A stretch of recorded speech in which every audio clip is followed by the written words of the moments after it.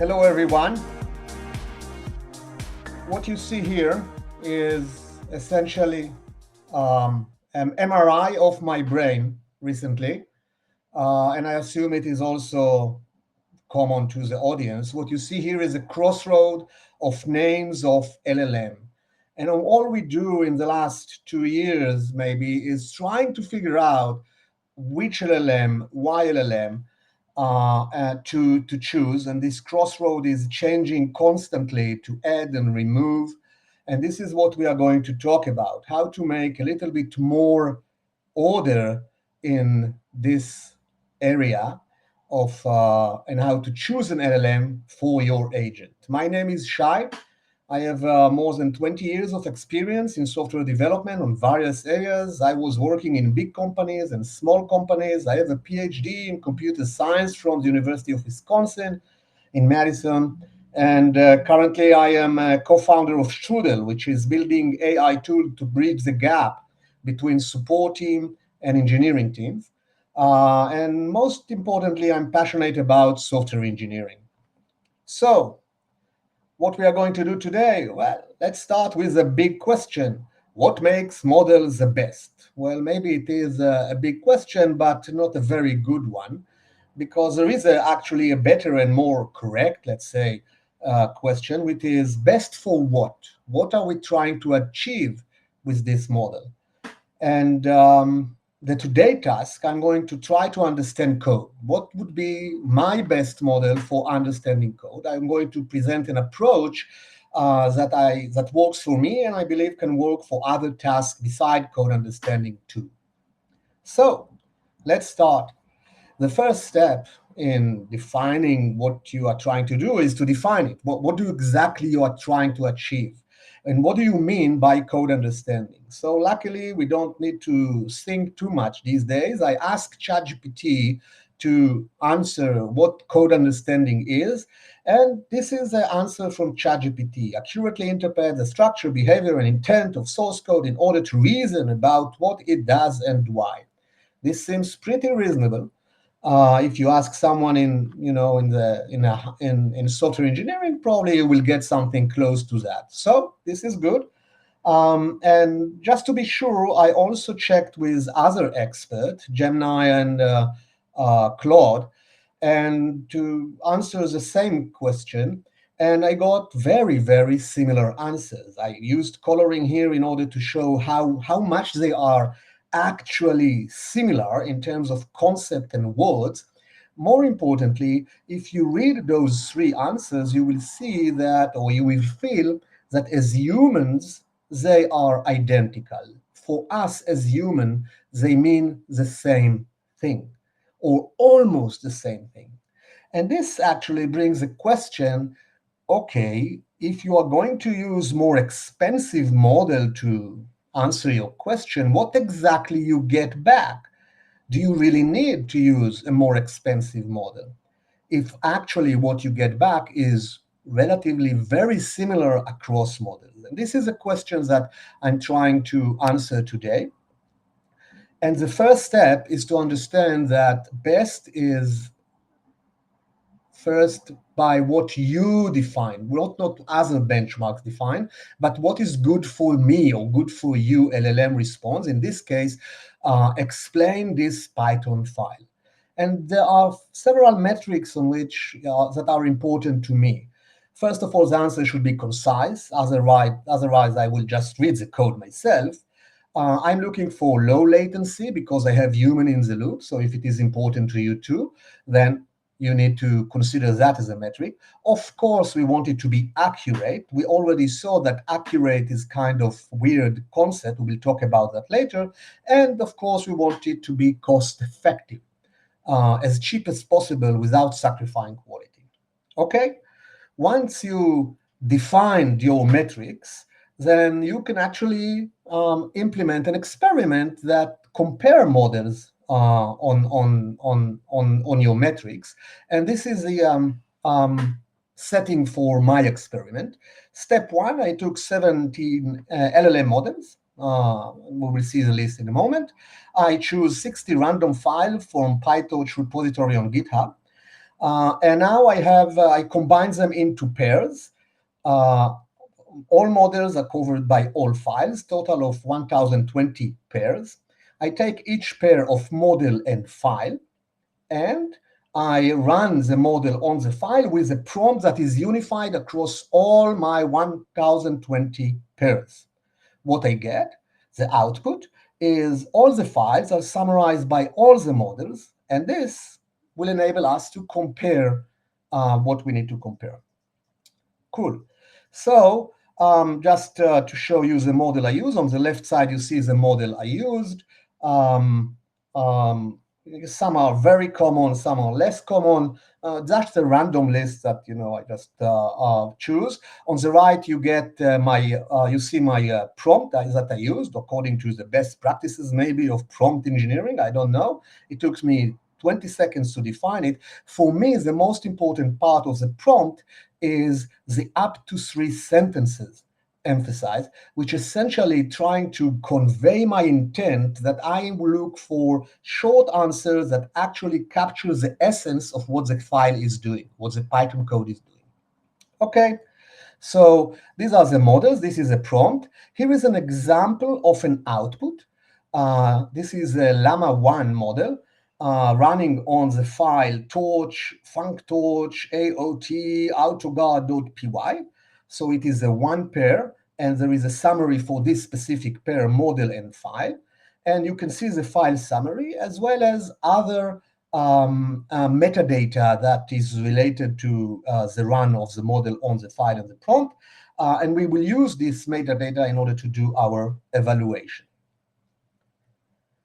Let's start with analysis.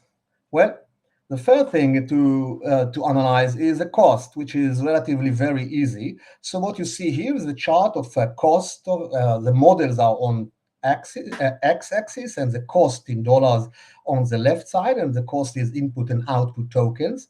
What you obviously can see that there is one model that is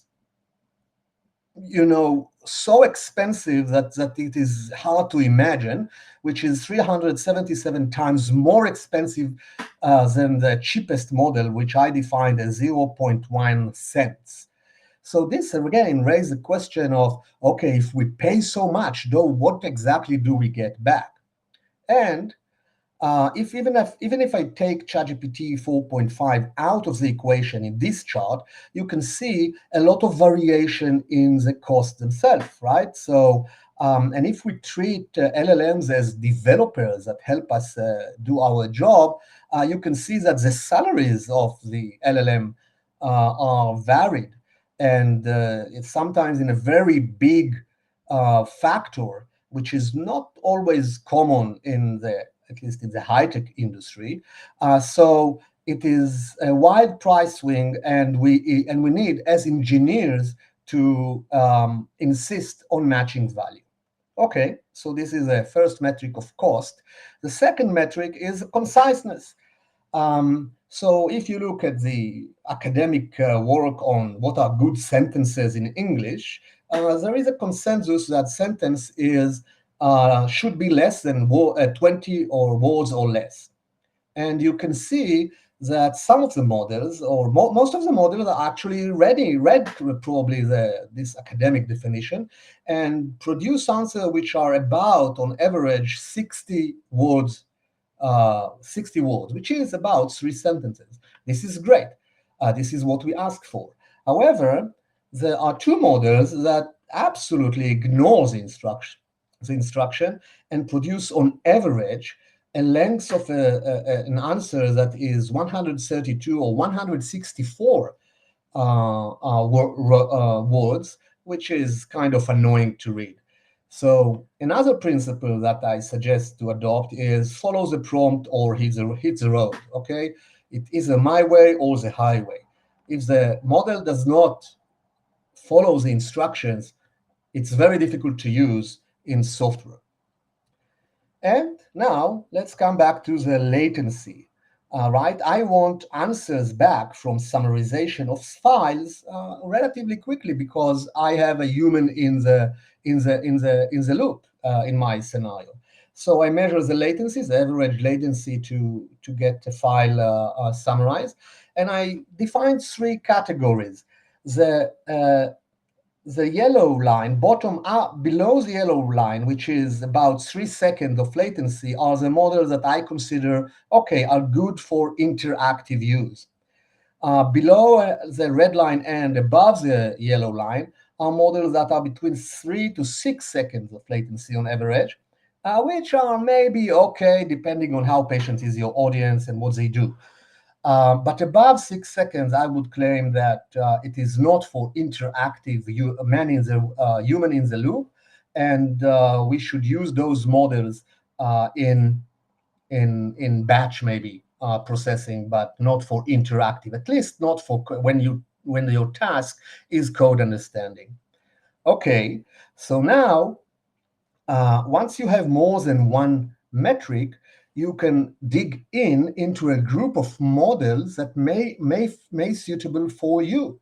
In this example, what I show is that if I, from what I'm looking for, care about latency and cost, then these are the models that are suitable, less about 3 seconds to an interactive interaction. And the cost, again, varies, but then we see the most expensive one is a GPT-4o, and other are less expensive, and you can see the range. And now you have a reasonable place to start comparing the models and their, let's talk about quality. So we talked about we measure conciseness, we measure the latency, we measure the cost effectiveness of removing the non-obedient models, the compared latency to cost, and now we need to talk about the question of accuracy. Well, we saw that this is difficult, right? Because even with a simple example of code understanding, there was no fundamentally more accurate answer than other. And this leads me to define what I call differential accuracy, which essentially says, look, if the output are similar, then accuracy doesn't really matter, right? Because everyone is saying the same thing, so just pick someone. And I wanted to verify that indeed, or verify, or at least get some more confidence that this concept and this method of evaluating models is valid. So um, in order to do that, we need to compare similarities between models. And I will try to explain how to do that here. It's relatively simple. Here you have 4 pairs of pictures. Let's call them 1, 2, 3, 4. And I will ask you as humans how much they are similar. Probably you are going to give me answers like that. Pair number 1, they are identical. It's the same picture, so they are identical. And let's give it the value of 1 similarity. Pair number 2, they are similar. They are still similar. It's the same team, same color, same symbol. So great. They are highly similar.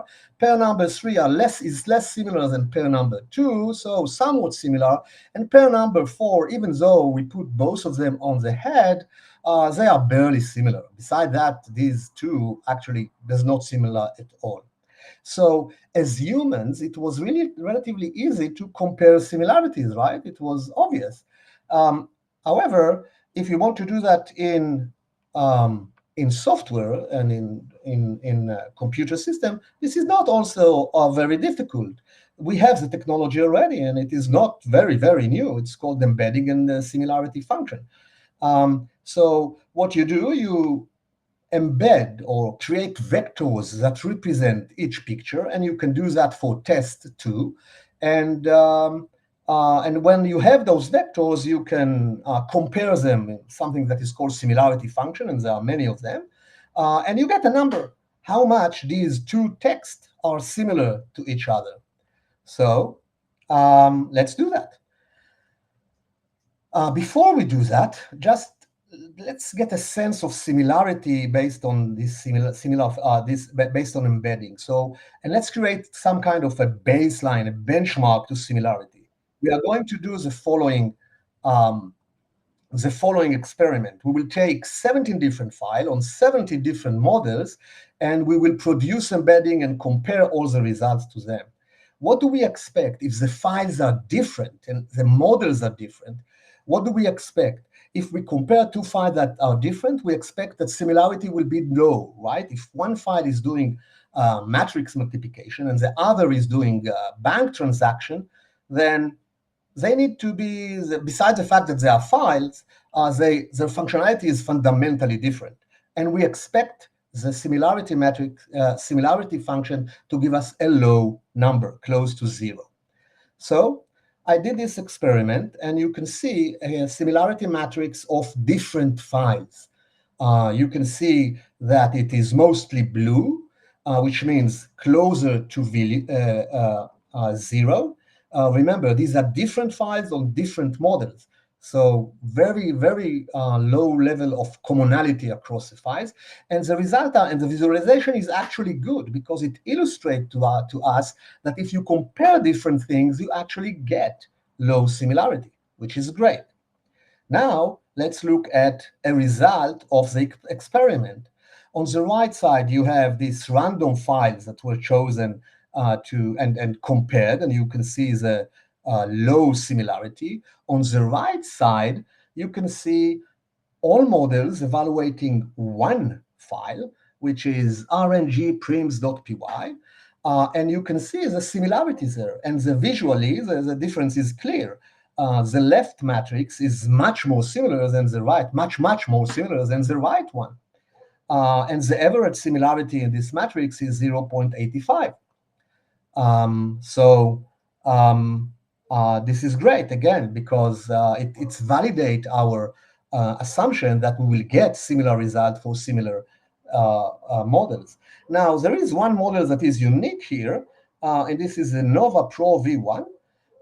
And you can see visually that it is less similar to the other models, which is interesting. And again, as engineers, if you want to understand the difference, you can dig in one level more, maybe even to human evaluation, in order to understand how this model behaves differently. Okay, so I didn't pick just one file and show you how similar it is. Here are samples from the 60 files that I have analyzed, and the range of similarity is between 0.9 on the left upper side of the matrix to 0.72, which is the most not similar results that I got for the 65 on the left bottom.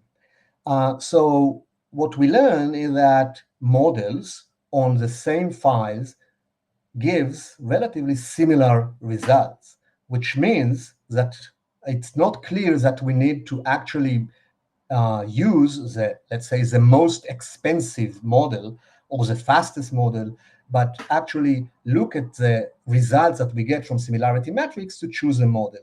And let's try to do that in a smaller scale. And let's evaluate the ChatGPT family.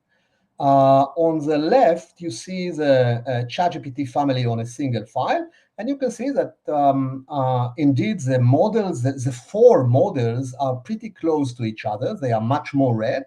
ChatGPT 3.5 is a little bit, let's say, behind, and it is not always as similar to other model as other models to this model, right? You see that it is more orange than red.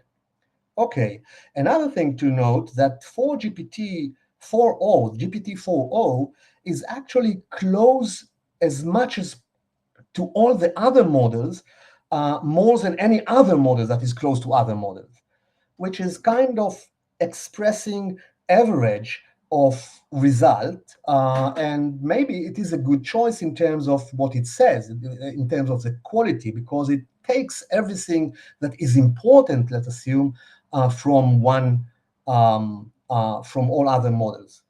On the right now, the GPT-4o, if you remember, the cost is 14 cents per summary, which is still relatively expensive. If you ask yourself, okay, maybe I will use GPT-4o at production, but in development, when I evaluate, can I save some money? Is there another model that is also good enough, or at least compared to what ChatGPT 4.4 says? The answer is yes. Nova Pro V1 is close to GPT-4o and therefore to all other in a relatively nice way. And it is cost, if I remember correctly, 8 cents, so half the price, or 7 cents, half the price of GPT-4o. So I think that I will conclude here. Don't be part of the crossword or maze or the mice race in this world. Define your goals, define your metrics, and define a workflow that helps you identify what is important to you, what is less important to you, and what is the best ROI that you can get from the various models. You will save time and a lot of money. All the work that I presented here is in GitHub. It is an open source. The code to run the experiment, to the code to generate the charts, and the results themselves. So if you want to contribute, great. Go ahead and do that. And you can contact me on LinkedIn, and we will work together. Thank you very much, and I would be happy to answer questions. Shai, thank you very much. That was brilliant. We do have at least one question here from the audience. Ricardo is asking, Shai, the conclusion we can take from this is that there is models with almost identical answers with extremely high cost variation. Is this valid only for code summarization or summarization in general, or can we do this for every answer in general? I don't know. I know the only thing I know is about code understanding, and this is what the results show. I suggest to do that for other goals, like I don't know, summarization of I don't know, articles in newspaper on the same subject, and see what you get if this is what you are trying to.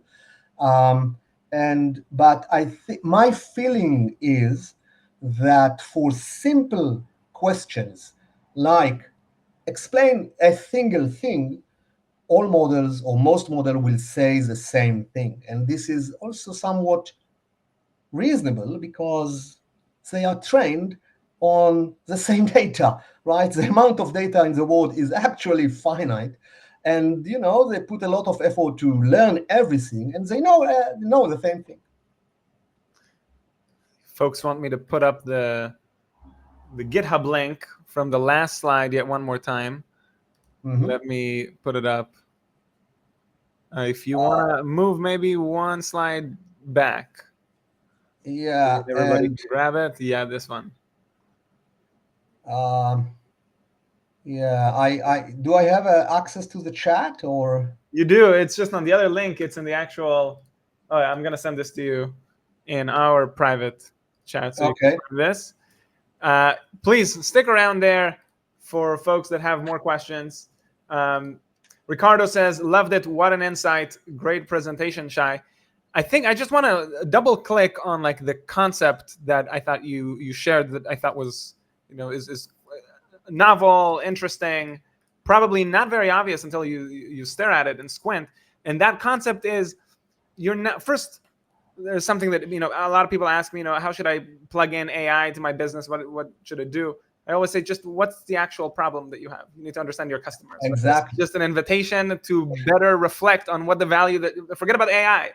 What are you trying to deliver to the world? And I feel like what you've done is put that into a framework and said those things that we're trying to deliver, the things that actually matter, let's define those as dimensions. And then let's make evaluations against those dimensions. And not just against those dimensions. What we should do is look at the differential of how one model compares against the other model. If you're already going to be using a model, well, then that's a standard. So now how good do things get compared to that standard? And I feel like that's kind of what you're zooming into. It is that difference. And given that difference, now you can play all sorts of interesting games like embedding and similarities, and then continue to explore that difference. And I think that that's very interesting. So if people came in late, I think that was a punchline, and I think it is a punchline worth repeating. Shai, thank you very much. Thank you. It was a great summary of the talk. At least you understand it, and I'm very happy. Thank you, everyone. And you can reach me and find me on the web, and we can continue talking. Thank you very much. Awesome. Thanks, Shai.